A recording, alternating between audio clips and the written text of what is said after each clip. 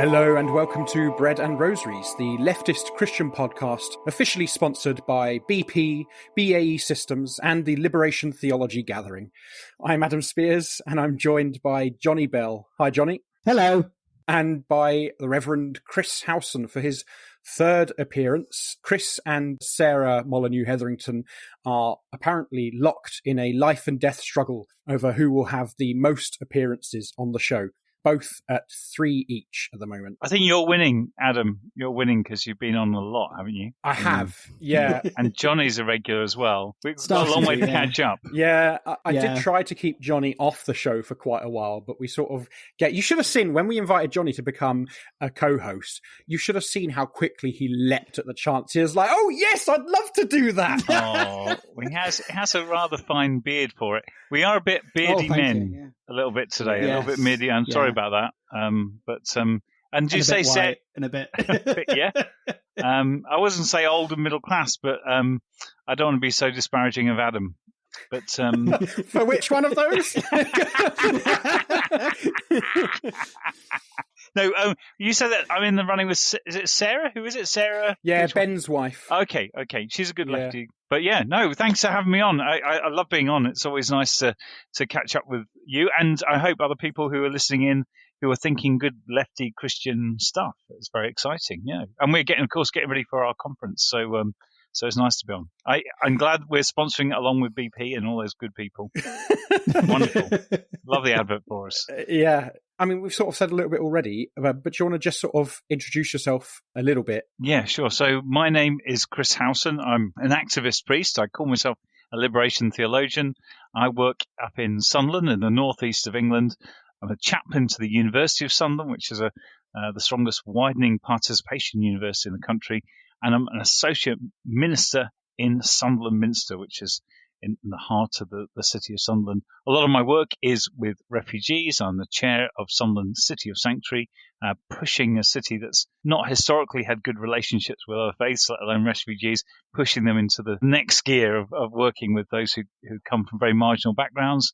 I also work on interfaith issues. Again, Sunderland is a place that's catching up, let's put it that way, politely, with those issues, and my job is to kind of steer the city and the university in that direction. I work with Church Action Poverty on their worship collective, trying to find materials, which isn't hard, from the Bible to inspire social action and get churches thinking about how they should be connected with their communities and trying to change the structures of society.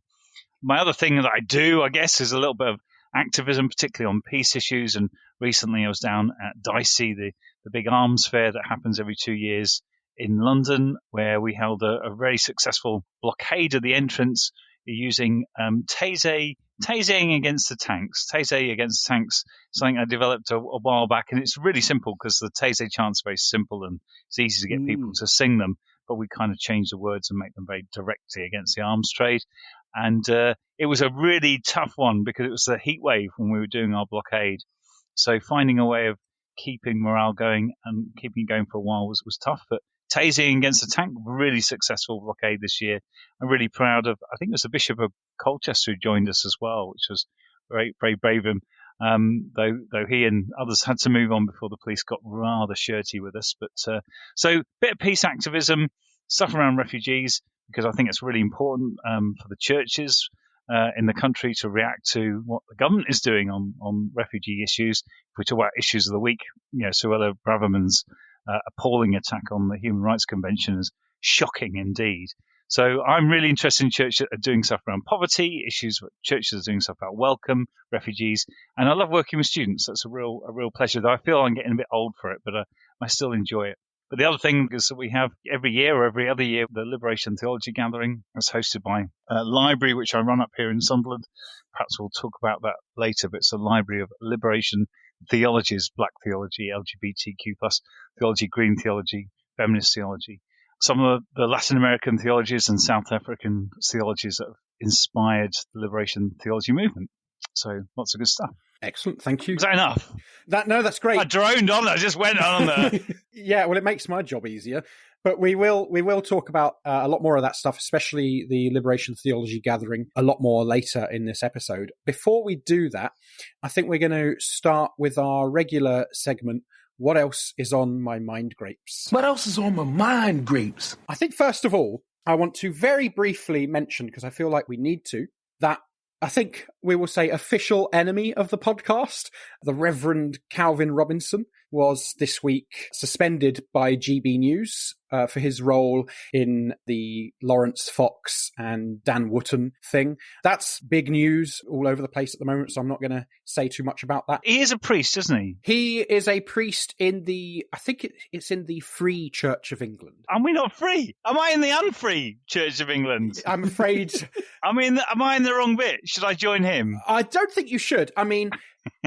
There are some ways in which their church is freer than the, official Church of England, and some ways I'd suggest that it's slightly less free, particularly if you're a woman or gay or anything like that. And basically that's why Calvin Robinson left the Church of England and was ordained in the Free Church of England, because he holds extremely bigoted opinions. Isn't a story that he went in defence of people who joked about basically they wouldn't get off with one of the reporters and humiliated her on thing, and everyone laughed at this, and they got suspended, and he kind of said, well, I'm in solidarity with them. Exactly. Because, bit misogyny on the news channels is perfectly acceptable. Yeah.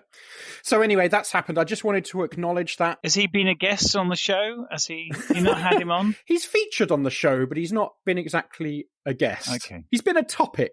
So yeah, that's why I say official enemy of the podcast. Wow. Maybe we'll start keeping a list on the website of official enemies of the podcast.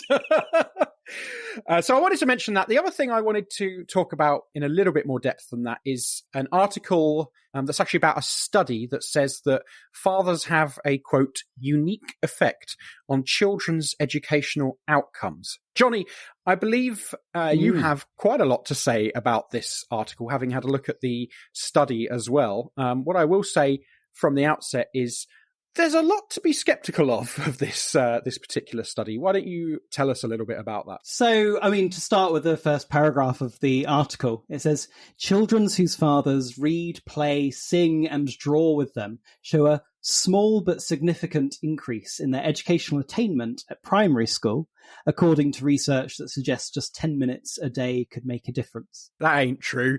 Who would have thought? We'll see as the article continues. It says that fathers have a unique and important effect on children's educational outcomes. And this is more about early years stuff, so below the age of 5.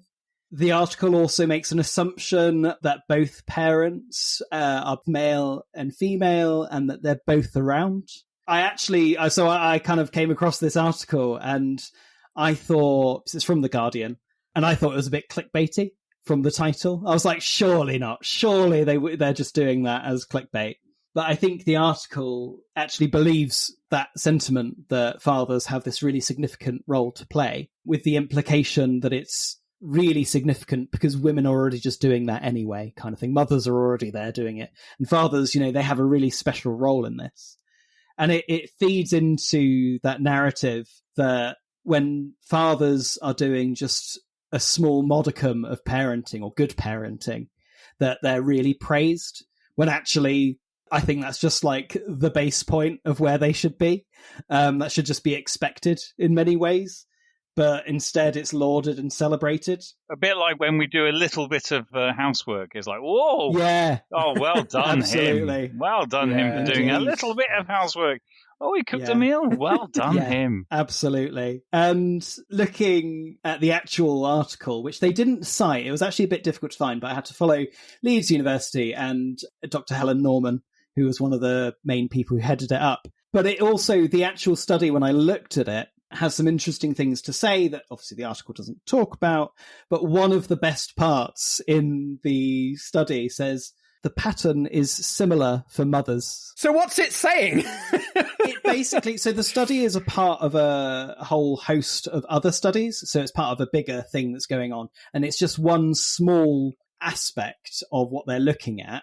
And the actual study doesn't look at the type of interaction that fathers are having or, the sort of quality of the time. They're just looking at the amount. And it's also self-reported, which is also another interesting thing. It seems to me to at least imply an almost innate biological sense in which this would be true, rather than a sort of sociological or even anthropological kind of sense in which this might be true, right? Like, I think there are social and societal factors why this may be true. And it's not that I'm against fathers and fatherhood, right? Like, I think that's great. Like, I'm, lucky enough that I grew up with a mum and a dad who were both present. And I wish that, or at least two parents for any child. But it's, I think I'd want to be very, very careful about assuming a sort of heteronormative kind of upbringing in terms of your parents. I don't know my dad, and wasn't brought up by a dad, so I was just brought up in a single parent family with my mum until my mum married the milkman, and he was my stepdad. I mean, I wasn't brought up with a dad, though I think my mum would have valued any extra support from any man or woman who would be able to spend a bit more time with me and my older brother, because we were really hard work, I think, and then she ended up having another set of kids. I haven't read the report, but it's an obvious thing that the more time you spend with kids, helping them read and draw and playing with them, the better it is going to be for them. But it's absurd to think that that's anything to do with biology, where it has to be a father or the mother. That doesn't make any sense to me at all. Indeed. But better parenting is an obvious thing to celebrate. Oh, 100%, yes. Regardless of what gender the person is. Well, also what model of parenting as well, because, I mean, we're thinking very much in terms of this sort of very recent phenomenon of the kind of nuclear family, which I think there are all sorts of issues with that. But there's a general decline in the role of the guardian in society. I mean, I'm old-fashioned enough to, because I get the Morning Star every day, which is a slightly different paper, and partly that was I really just got fed up with the Guardian. It became a lifestyle magazine that hardly reported anything from the trade unions or for some C&D or the campaign groups that I was involved with, and the Morning Star did. It's not because I'm an active member of the Communist Party. I'm not, but it's just I got fed up with the Guardian slipped into this is sort of cuisine that you go with your travelling to the Maldives. It just became a rubbish newspaper. Well, also, in more recent years, it's become a very transphobic newspaper as well. Yes, so absolutely. Yeah, not a big fan. Unfortunately, in terms of sort of mainstream journalism,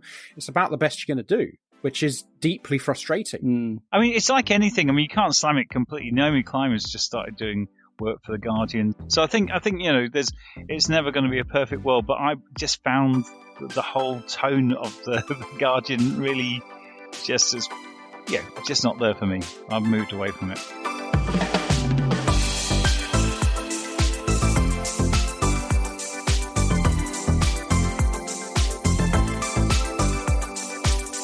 So we're going to talk a little bit about the Liberation Theology Gathering, which is happening in Sunderland it's the 20th and 21st of October this month, isn't it? That's right. For now, I want to start by asking you something about the history of it. Well, it started off when I was a student studying in Cranmer back in the day, about 21, 22 years ago. Liberation theology just wasn't being taught at all. Partially, you'd learn a little bit about it if you were lucky, and in the libraries you might have a book by Gutierrez and Boff, but that would be about it. And I think I was fortunate enough to go down to the Urban Theology Unit, it's now called the Urban Theology Union, I think, in Sheffield, and they had a regular annual Liberation Theology Gathering, of which they produced about 3 or 4 series of books, and I contributed, I think, to 1 or 2 of them. And that, for me, as a young person in the church, was so exciting. I met Georg Reiger and great thinkers who came along to that. It was very small. I mean, you're talking sometimes there'd be 8 or 9 people in a room, but it was there, and it meant so much to me as a young theologian wanting to see a theology that really wrestled with issues of poverty and inequalities, and really thought about changes that we should be playing in changing society. So that was really good. And then it stopped. I think they went through a lot of changes at the Urban Theology union, and that summer gathering that used to happen every year sort of stopped. It got replaced with other things. They do other brilliant things, contextual theology stuff. But there was nothing that kind of said liberation theology matters and people involved with it should get together and talk tactics, support each other when they're having really tough times, and just think what it might have to offer to the modern society. So I think when I was at Bradford, I'd just become the city centre mission priest in Bradford, and I was working from a base called Desmond Tutu House. We developed a bit of a library over the years, which was promoting liberation theologies. That had started actually in Cranmer because the books weren't there. I used to go to Ireland a lot. I used to live in Ireland, in Sligo. And in Ireland, liberation theology is still a pretty strong tradition. Maybe it's the history of the Irish theology. But, you go into any second-hand bookshop from Dublin to Cork and you'll be able to buy good second-hand liberation theology books. And I was buying these things and setting up this library, and it kind of informed my time in Cranmer, and certainly then my time in Bradford in the estates. And so we just wanted a gathering that kind of reclaimed liberation theologies as an important thing in the British tradition. We were also very interested in activism and people who were getting arrested for peace campaigning, getting arrested on environmental issues. We're saying sometimes we've got to put our body where our theologies are. And I wanted a bit of a gathering that encouraged those people. And we realized there was a real need for it, and it was really valued by the people who came. So we started doing it every year. So what's it actually like? What kind of things can we expect if we turn up?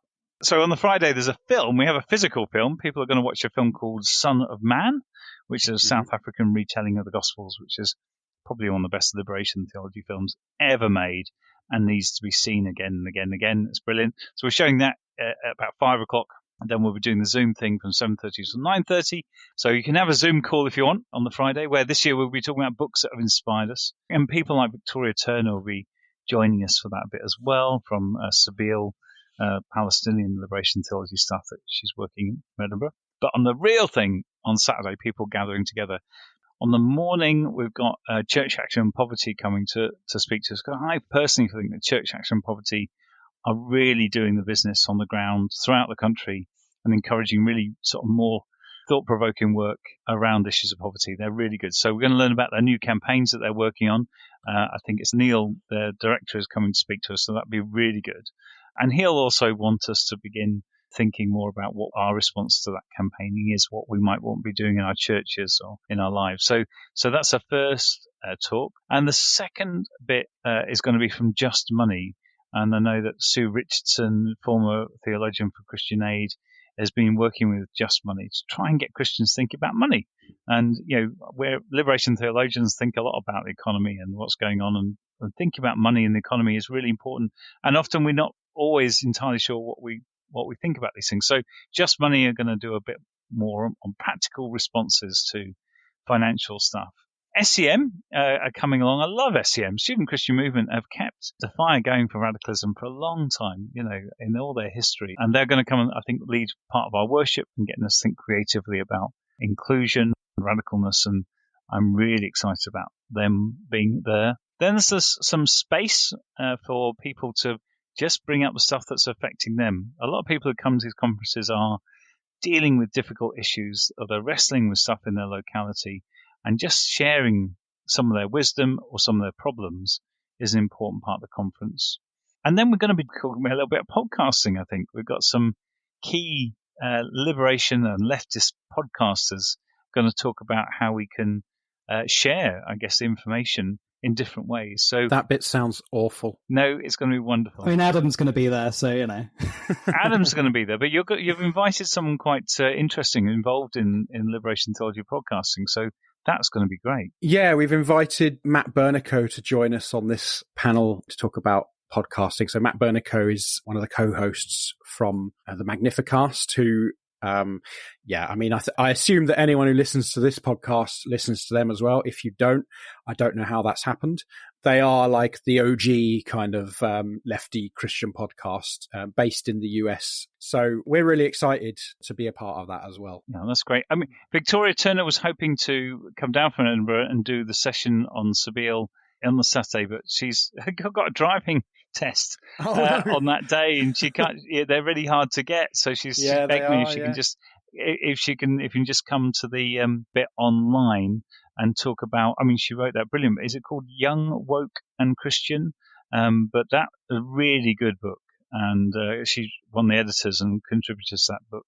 And so I want her to share a little bit about that.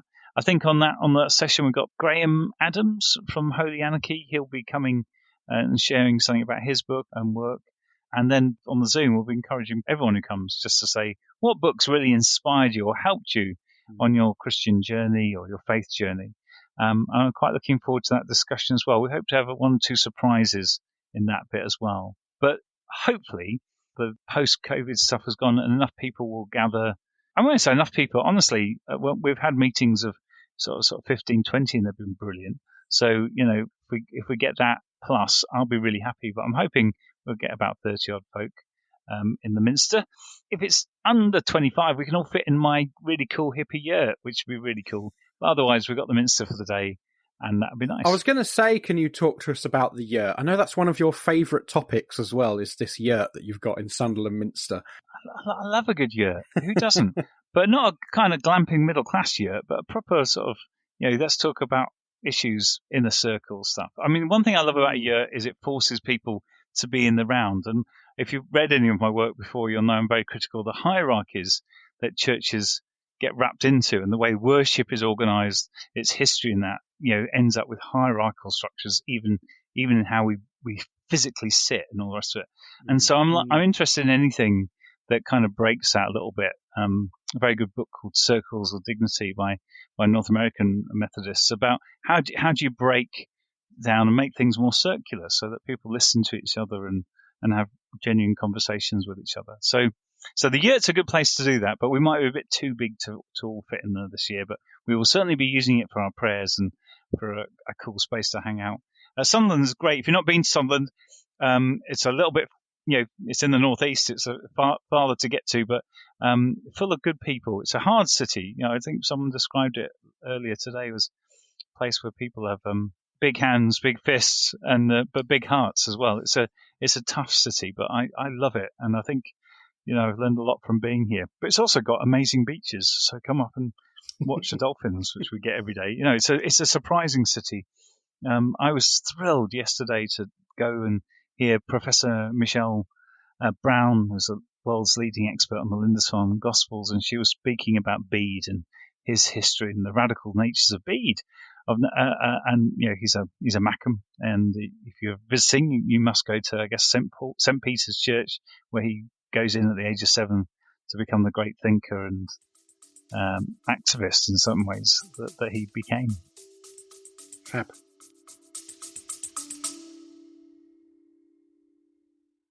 Jesus weeps for Gaza. He sees the pain and suffering of the 1.9 million people who have been forced to leave their homes without access to nutritious food, clean water, decent shelter. He hears the cries of the 25,000 orphaned children. He is with all who mourn the 250 people killed every single day. Christians for Palestine UK is a group of Christians who are calling for an immediate ceasefire in Palestine. We don't pretend to have all the answers, but are united in our prayers, hope and action for equality, peace and justice for all the peoples of the Holy Land. Together, we are organising a Christian presence at the National Marches for Palestine and local days of action, where we've been joined by siblings from Sabeel Kairos, Pax Christi, and a whole range of Christian churches. We urge you to join us to act in solidarity with the people of Palestine and call for a permanent ceasefire and just peace. The Very Reverend Canon Richard Sewell, Dean of St. George's College in Jerusalem, says, "I warmly welcome the newly formed group, Christians for Palestine UK. Palestinians in Gaza and the West Bank need to see the solidarity of Christians in the UK, and they will be encouraged to see your commitment to stand up for them in their time of terrible suffering." To find details of local actions or to join the Christian bloc at a national march, follow Christians for Palestine UK on Instagram and Facebook, or email christiansforpalestineuk@gmail.com. Join us as we call for a ceasefire now. Nice. That's a big advert for Sunderland, isn't it? Where do you two live? Where are you? You said something about living in the Wash, Jonny. Yeah, where are you? I'm in Holt, further south, but I often think of Norfolk and Suffolk, East Anglia, as the kind of butt of England. And we're on the top of that butt. Yeah, if you look at England, it's kind of sticking out there. And we're on the top part. The arse of England? Is that what you're saying? Well, that's what I always say about where I'm from, is that I'm from the arse end of England, which is Kent. So now I need to rethink. But I love Norfolk and Suffolk, and they're all nice parts of the world. Yes, it is. I feel incredibly privileged because I think I've said on the podcast before that I'm on probation, so I've got sent somewhere, so I didn't get to choose where I got to go. Yeah. But I feel really privileged to be where we are because it is so beautiful and so kind of spacious and nice and countryside-y. And our dog really loves it. We don't have that term, by the way, in the Anglican. You're on probation. I think it means a very different thing to most people in the UK. Did you do something wrong? No. Well, perhaps I did, and that's why I'm in the church. Jonny's done many things wrong. I really do like Norfolk and Suffolk. I think it's a gentler part of the UK. And I love Norwich. It's a nice city. Yeah. And I love, just nearby there, Bury St Edmunds. The Methodists helped me become a Christian. We used to think something called the MAYC London Weekend, and used to go to London with the Methodists and throw pom-poms and get pen friends all around the country. But I remember picking up a pom-pom from someone from Bury St Edmunds and having my first date there in a graveyard, my first snog in a graveyard in Bury St Edmunds after a night out at Rollerberry. Anyone from that part of the world will know what I'm talking about. I don't know why we got onto that. Anyway, it's a nice part of the world. Sorry. That's all right. And you're in the Midlands, aren't you? Yeah, I'm in Birmingham. Part of the reason I came to Birmingham was because you have this image of Birmingham, post-industrial heartland, really, and lots of stuff going on and lots of stuff that kind of needs to go on, if that makes sense. There's a lot I really love about it. I love the diversity of it. I love the fruit and veg market. I live in a really, really leafy part of Birmingham, which some people are surprised to learn actually exists. I thought Birmingham always said, I'm really leafy, or more canals than Venice, I thought it sort of went for that whole image. There are a lot of canals. I wouldn't recommend going in them. No. My dog did fall in one once, and... bit stinky? Yeah, I wasn't a big fan of that. But a big multicultural city, lots of stuff going on. You've got Al Barrett and cool projects that going on. They're really good. How is it doing Liberation Theology, Jonny, where you are? Because the diversity issue, and I don't know. I mean, obviously rural poverty is a massive thing, and particularly in your part of the world, because it's quite an expensive part of the world to live in.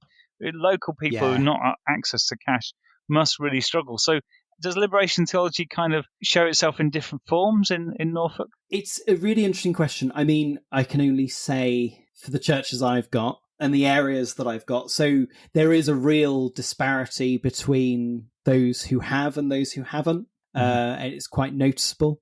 Everyone knows it's their kind of thing, but it's quite difficult to access. And I think someone like me, who sounds as posh as I do, it's actually quite difficult for people to kind of trust, unless they're the sort of more upper middle class people, the church people, essentially. So a lot of the people in the churches I have are quite middle class. Not all, but a significant number. And actually, we've just done a community audit, and it is really interesting that people are so aware of the poverty and the needs, especially for families and children and young people. But there's just not the services. And I'm finding that because the local authority is so stretched out, because where I am is the least densely populated part of England, and because it's the local authority is so spread out, there is just not the money in terms of welfare and things like that to properly support. You just kind of imagine that if you haven't got transport, you're really screwed. Absolutely. And services are so few and far between. Yeah. I mean, not just public transport services. I mean, to get to places where you might get support, that if you're out on a limb, you're really out on a limb. But really, really interesting that you've done a community audit. I wonder whether it's worth just sort of explaining what a community audit is. Yeah, how did you go? What process did you go in, and how did you consult, and who posed the questions? Mostly, I mean, to be fair, because it's the first time I've ever done something like this, I just used the resource the Methodist Church suggest, which is actually the Church of England resources. I've said it before, and I'll say it again. Methodists are just Anglicans who don't realise they're Anglicans. Oh, that is shocking. Now, that is very disturbing, and I disagree. As a Methodist Anglican... As opposed to an Anglican Methodist. Yeah, well, I became a Christian through the Methodist Church, through their outreach on a poor estate around Staines. The Anglican churches weren't doing that, but the Methodists were still doing that. And I became a Christian through the Methodist Church. And I said those experiences of going to the MAYC London weekends and that when I was 16, 17, 18. Yeah. They took me to Greenbelt. They made me become a Christian. Now, it was really hard to carry on in terms of ministry in the Methodist Church. And when I was at university, there was more opportunities to get involved with the Anglican Church, and which I did, and it was very good. When I go to Ireland, I'm a Methodist, because the Episcopal churches where I went to in Ireland just didn't welcome me. They just were not interested in a long-haired lefty turning up. Nobody talked to you in the services. So I went to the Methodist Church in Sligo, and they welcomed me with open arms. So I think they are distinct bodies. I'm terrified that they're going to lose out. Up here in the Northeast, I don't know what it's like in Norfolk or Birmingham, but in the Northeast, COVID has been decimating on the Methodist churches. So we lost 4 in the inner city of Sunderland, and they've just kind of collapsed. You know, it's just really heartbreaking. And you want to say, what's going to happen? Are the Methodist churches remaining going to be able to carry on? Or are they going to be forced to merge with the Anglican Church? What's that going to do to them? I hope we don't merge. I mean, one of the biggest things that differentiate how we operate is our episcopacy is our conference. It's democratically elected people who go to conference, make our decisions for us, rather than a bishop, basically. That feels unfair, you know. We do have synods as well. We have synods as well, but I can understand the Methodist conference is really, really important. But also, Methodists have been braver making decisions than Anglicans have, and we also found LGBT stuff will be really interesting to see how that merged. But if it did merge, maybe we get the best of both worlds. Who knows? But I'm sad to see the decline of Methodism.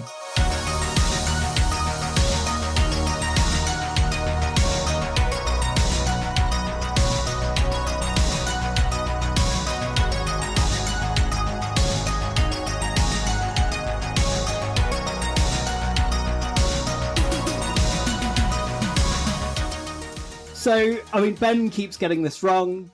Why is it called a gathering rather than a conference? Well, this is really because I have been to a fair few Liberation Theology conferences in the academic world, and they're often not very inspiring, and they draw a certain type of academic crowd, and we don't want to be that. We really want to be a space where people who know very little about liberation theology, but give a damn about the refugees in their cities.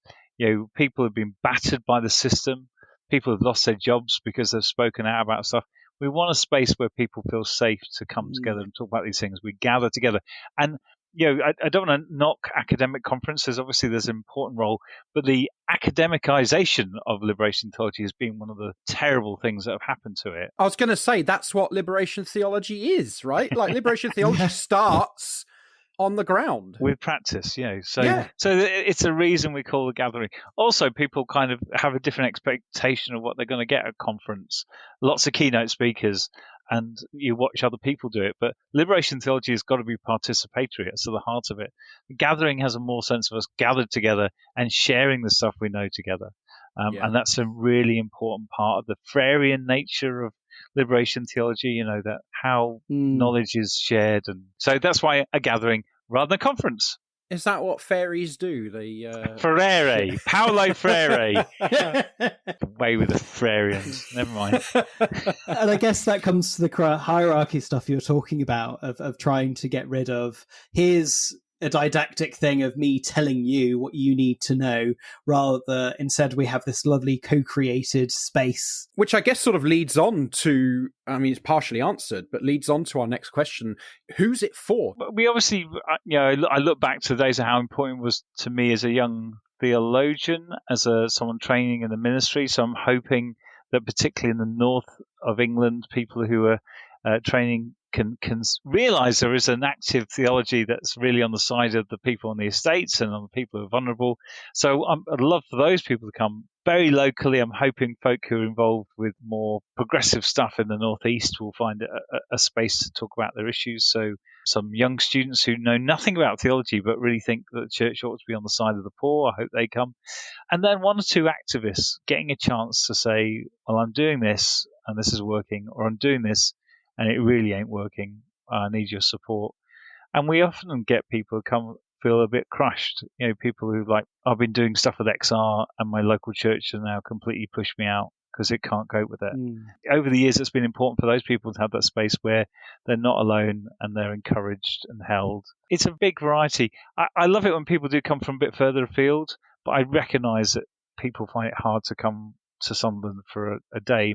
For that reason, we always have free crash space in my house, and people are welcome to gather here and stay for free. Though we do have people who come and get into the travel lodge and stay that way as well. And then a lot of people who come up just for the day, and they're normally from the region.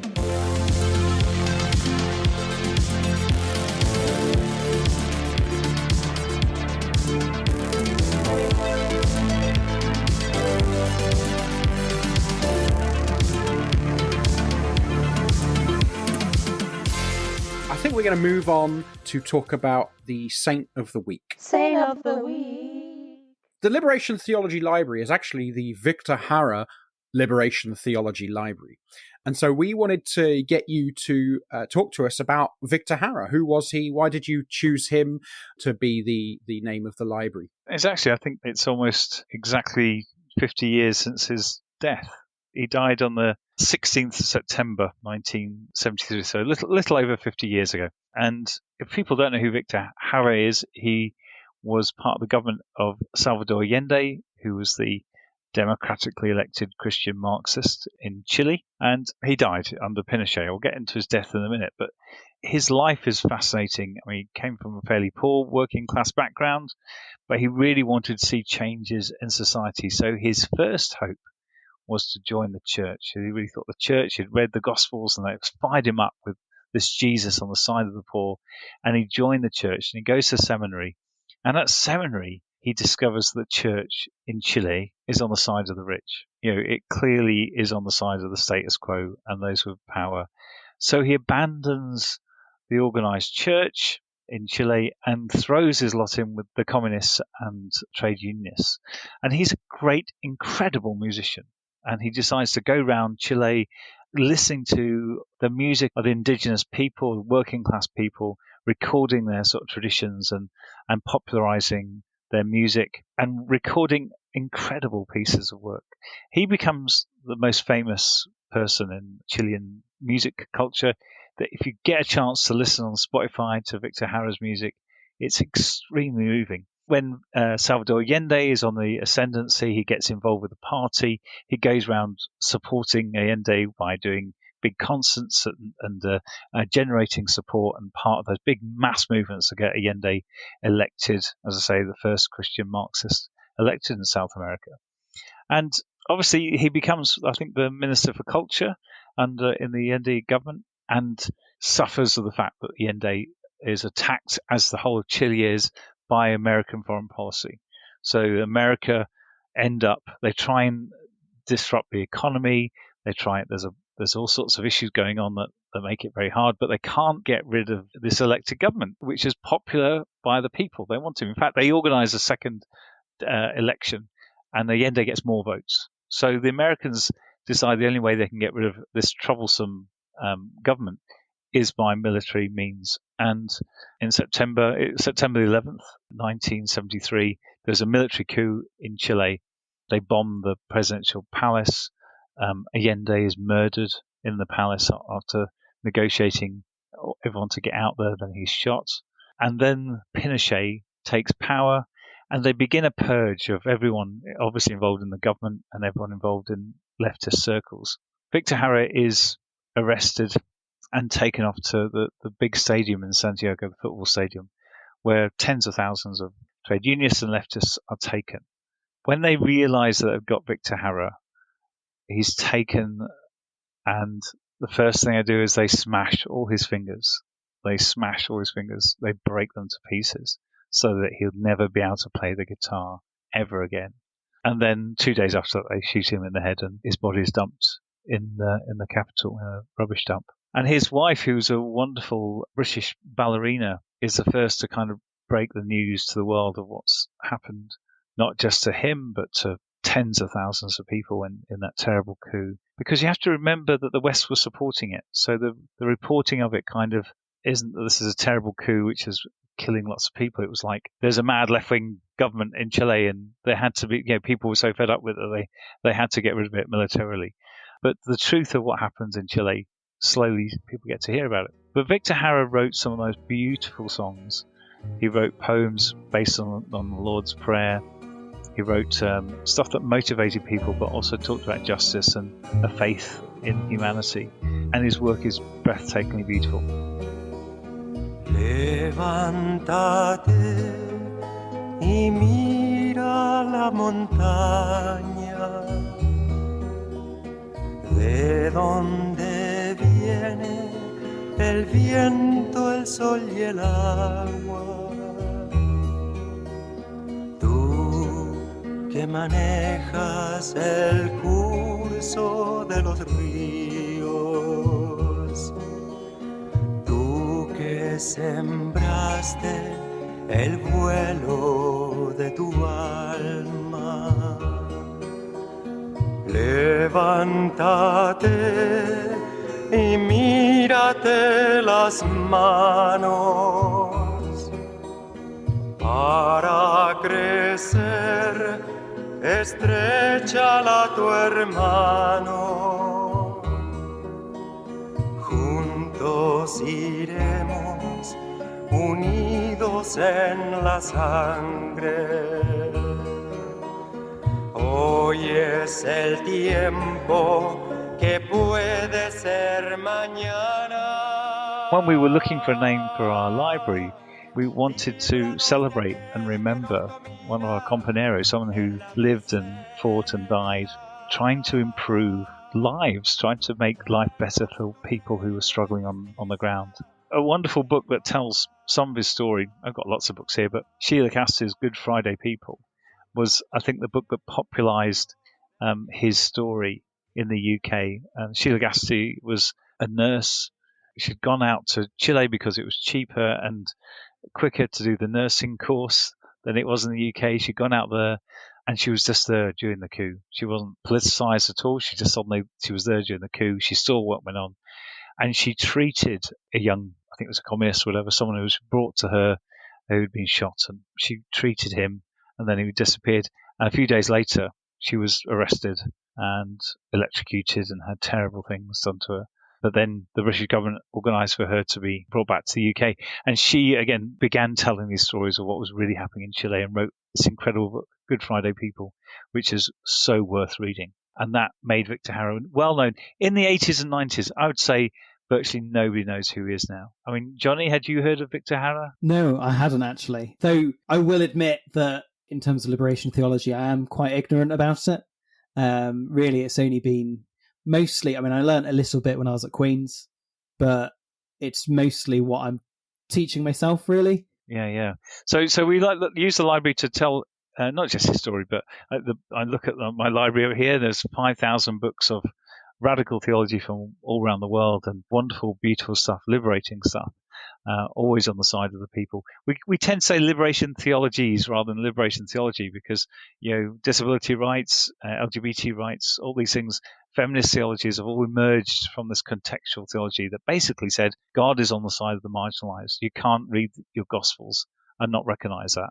So, yeah, it's as important now as it was, as it has ever been, as it was in Jesus' time when he was trying to say we are good news. The gospel, the Holy Spirit is good news to the poor, and that's remained the case ever since. God wants a fairer, more equal society where everyone is loved and everyone thrives.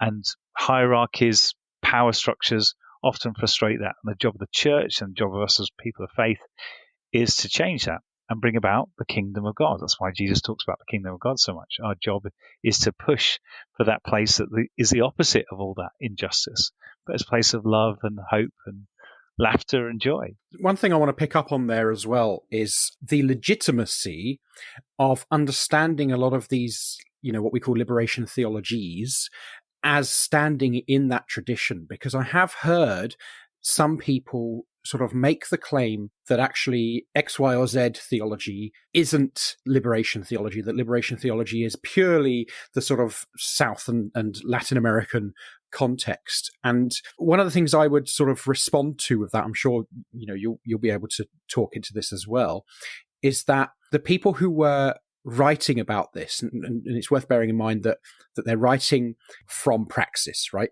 But the people like Gustavo Gutierrez, Leonardo Boff, these really important and key thinkers who have been there, arguably from the beginning, are very clear and consistent in saying that liberation theology is broader than that that's exactly what it is, that it is these theologies that stem from that and grow out of that as well. But what they also tend to say is, again, this point about liberation theology starting from that place of praxis, starting from that, doing it on the ground, and then it's only sort of, later that you do some of the writing stuff that a lot of people imagine liberation theology to be, but really it's about praxis. And that's why liberation theology is with any group of women who get together in a church because domestic violence is a major problem on their estate. It's whenever sort of a group of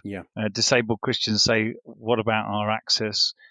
When people say, well, okay, we've got a food bank, but why are people having to use food banks?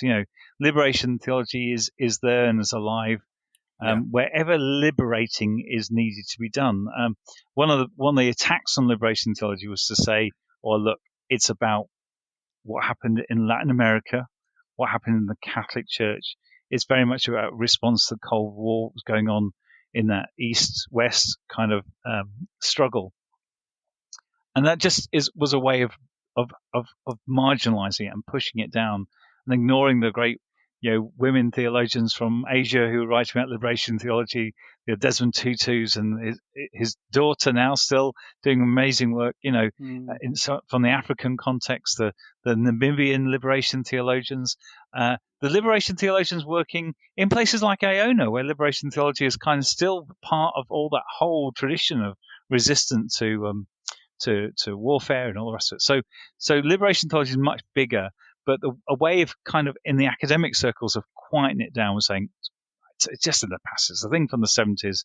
It's a thing that happened historically in Latin America, and that's just part of the story. It's part of what we call the eruption of the poor in history, where people have just said enough is enough, and we need a theology that responds to people's real situations.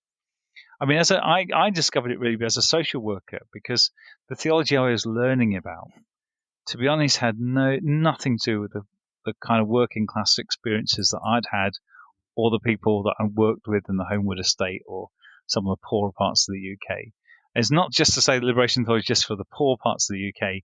It's about liberating everyone and making sure that we have a more equal society. So, yeah. But it's not taught in theological courses very much. The Catholic Church obviously really had Pope Benedict really hated it and crushed it and silenced many of the thinkers. And even with Pope Francis being there, he's not has a powerful position as we hoped he was going to have in changing the context. He's been able to bring back some liberation theologians who are really pushed out and bring them back into popular thinking. He invited Gutierrez up to the Vatican and all the rest of it, but he hasn't had the impact that he thought it was going to have. And I would say the Catholic Church is becoming more conservative now, bizarrely enough, despite all the years of Pope Francis. and his experience from Argentina. Yeah, I was just going to say that reactionary aspect of it. Yeah. Well, we're approaching the end of our time. I wanted to ask just one or two more things on the topic of the gathering before we go. The first thing is, over the years, I've been involved for a few years now. I'm not sure exactly how long, but I'd say some of the highlights from when I've attended, Anthony Reddy has been very involved, and I remember him doing a talk that I thought was fantastic. Also, Jörg Rieger, I thought was fantastic as well. One that I really loved, actually, was, I think at the last one, when you had Huda Amori and Richard Barnard from Palestine Action, who I think are currently still facing some serious... I think they're going to court and face potentially a long time in prison. So our solidarity with them. But they were absolutely excellent when they were there as well. I wonder whether you might briefly just tell us some of your highlights over the years, and then maybe what you're really looking forward to this year. I really enjoyed Jo and her daughter talking. Jo, a Methodist minister in the Cumbria, who'd gone along to an XR action and been arrested, and it was both her and her daughter spoke about the need to do something about what's going on in the environment. I thought that was very... Sue Richardson's, her Bible study is always good, and Anthony Reddy's been a good friend for a long time. He's had a sabbatical during our thing, so he won't be with us, but that kind of mix feminist voices with black voices, and those things have been really good. Don't know what the mix will be like this year. We'll see.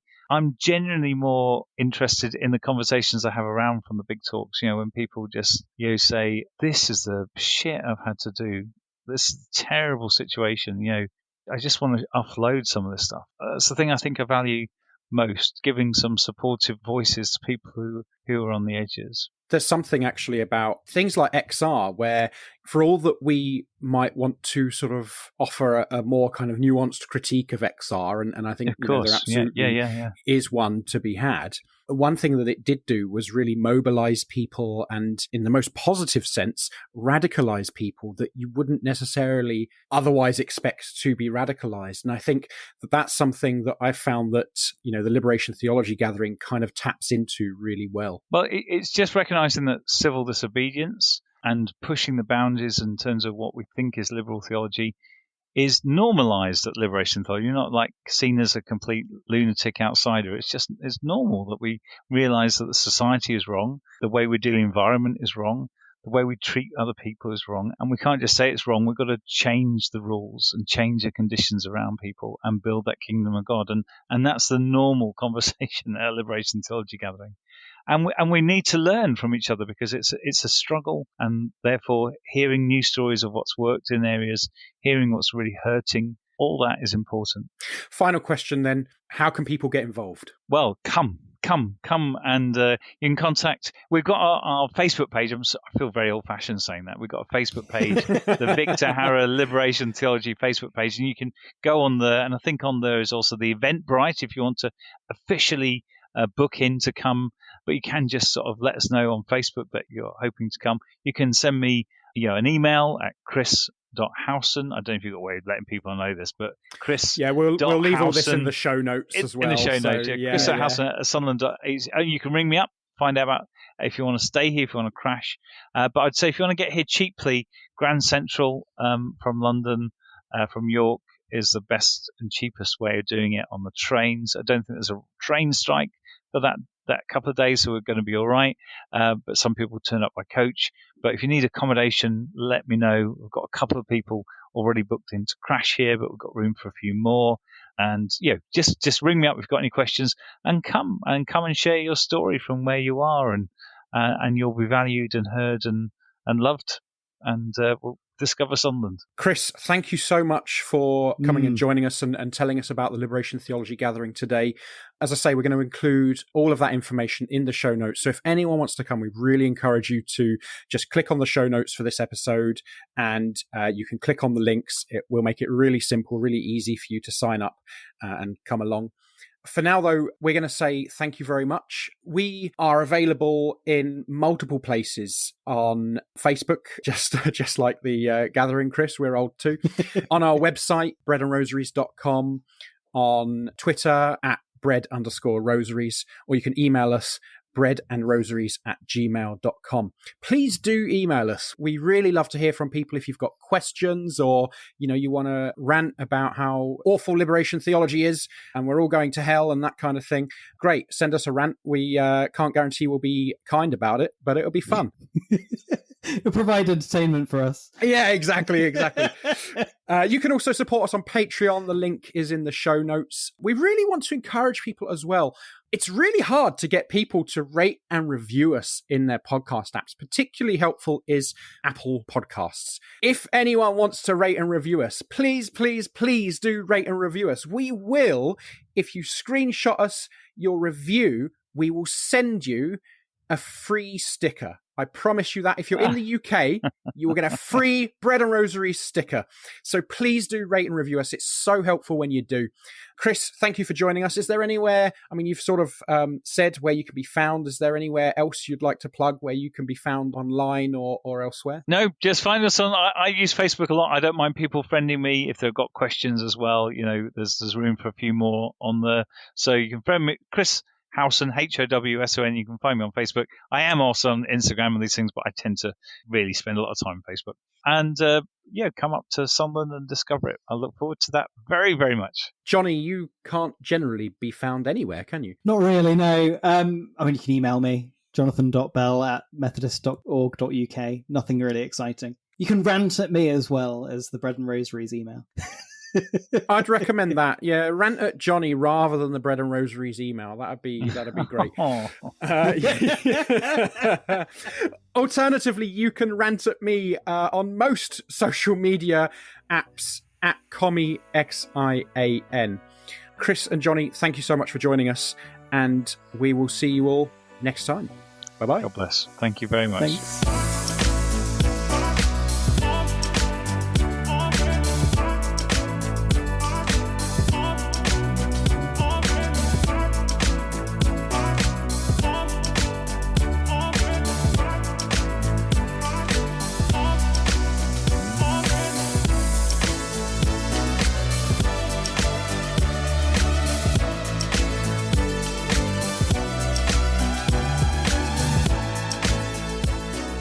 I'm just seeing a note from Adam saying we need to move on. You want to know the results of the Strictly? I can't wait. Okay. What I live my life for is the Strictly. It's a Sunday night. Who's going to get kicked out? I just love Nikita. Dalton I hope so much. Yeah, Nikita's so terrible. Les, yeah. Absolutely. You don't know who these people are, do you? You have no idea. Absolutely no idea what you're talking about. This is not just for the people who are watching this for the first time. These people didn't know what The Last of Us was. I thought we were going to have an intelligent conversation about modern culture. I still don't know what The Last of Us is. Is it about aliens? It's from a very popular game that's been made into a TV series. Oh, it's that game! Yeah, I know the game. Yeah. It's a fungus taking over the world. Yeah. Everyone's talking about it. Everyone's watching stuff. You don't know. It's a very moving episode where Nick Offerman from Parks and Recreation comes out. He spends his life as a kind of, have you watched Parks and Recreation?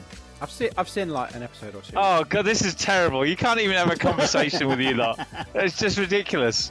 Oh well, but we'll talk about The Creator. Have you seen The Creator yet? That's No. Yeah, just as go nowhere. None of this is Star Trek.